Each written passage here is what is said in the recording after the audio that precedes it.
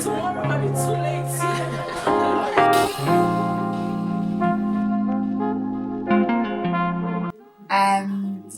I think the people you spend your time with determines the path that you end up on. So, friendships pretty much determine what steps you'll take. The people can encourage you, they can discourage you, they can cheer you on, they can tear you down, there's lots of things that the people that you spend your time with there's lots of things that the people you spend your time with determine in terms of the shape of the life choices that you make. So I think it's important to make lasting friendships because actually you can't emphasize it enough. Who you hang around with will inevitably influence what you do. Well, I think meaningful relationships are important because God created us as relational beings, and I believe that for anywhere you're going in life, you would always need people. You'd always need someone either for a recommendation or for a help at some point. So I truly do believe that relationships are important.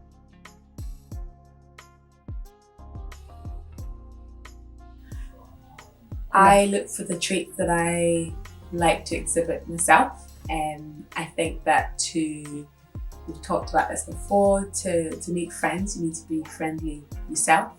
And I very much think that it's important to be accessible. And that doesn't mean being available 100% all the time. It just means that you know that you can depend on them. And one thing that I've learned in the past few years is vulnerability, give and take. One of the things I look for is somebody who's willing to trust me with their emotions, trust me with their life. And one thing that I also think is quite important is the ability to be able to speak into each other's lives. I feel that I almost have to give friends permissions to say, if you see me going through this path, please drag me along this way. So I think it is really important for people to not only be friendly, the friend that you want to be is what you should be looking for in others. Be available, but availability often just means telling people that they can count on you. And also vulnerability, and of course the broader things like trust and integrity. What you are in secret is so much important to your character. So I think they seem quite big, but actually when you meet somebody who genuinely thinks about you and before they think about themselves, and who wants to get to know you, but they don't want to get to know you for their benefit, but they actually care about what's going to happen to you. And if they see you going in a different direction, they don't think, right, I'm not going to tell Precious. They actually think, how can I best support her? And so selflessness, I think, is so key. Because actually, if you're both practicing selflessness, then you're onto a winner. Do you think that's been the key to your lasting friendships? Yeah. One of the keys to my lasting friendship, I think, is intentional contact. I once heard a quote which said that loyalty is a contact sport. And what that means is to actually breed loyalty and relationship, you actually need to make contact with people. What that means, usually, it's either you phone them, you need to hang out with them, you text them on their birthdays, or you find out what's important to them. I think for me, one of the things to my lasting friendships is the fact that I'm actually very intentional in the people I choose to communicate with. I look to my phone, look to my list, whether I'm praying for them, whatever I'm doing, and think, I wonder how this person's doing, and actually be intentional in communicating with them. Say friendships is like seeing each other, making phoning, like if then trying to ask how each of us is doing, then supporting each other and trying to help assist each other if there's any problem or issue. Trying to find a way to solve it and looking for a better solution, and also like career progress, trying to see how we're doing in our career. Yeah, that's right. I agree with that as well. I think it's also about intentionality, keeping in touch with one another, not only whenever you need help or assistance, just checking in every now and again to see how you're doing and how you're progressing, how things are. And no matter how busy you get, always kind of touching base every now and again to make sure that you keep the connection warm.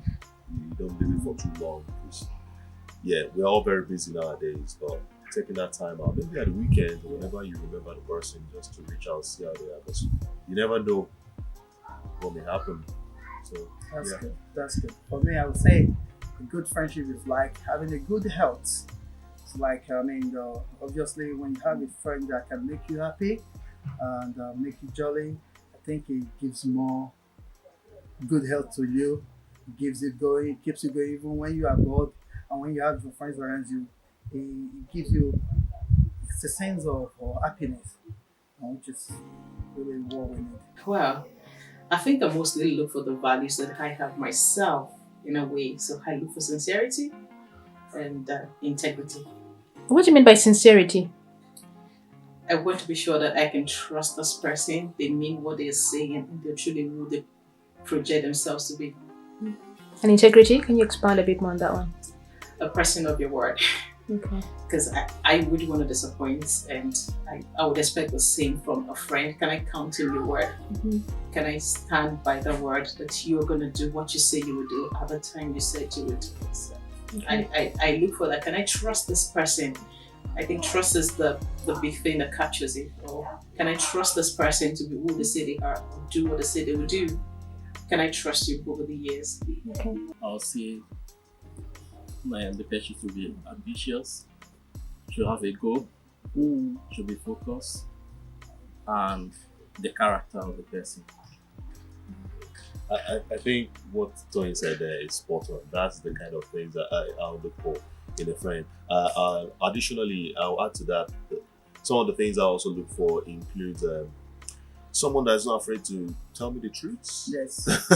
whether I like to hear it or not. I love that. They love me and care enough about me that if I'm going crazy, they're able to call me to order. For instance, a friend that'll be able to challenge me, a friend that will celebrate my successes with me, a friend that'll be there if I'm not so successful. They'll be there to support me and then help pick me back up. A friend that will hold me accountable. Someone that's not afraid to challenge me. A friend that doesn't see me as a competition, but rather as a teammate. Yeah. You know. Yeah. But, they both said it all. And so I just have to add to it. I'll just say openness. I love someone that is very open to me, and as well as like Sam said, someone that can pushes you to be the best God wants you to be and to be the best of yourself. But one last thing, I love someone that is very, very lively as well. I just want to be in an atmosphere that is very lively, and when someone comes in that can change the atmosphere, just make it. That's just to add to all what you both say.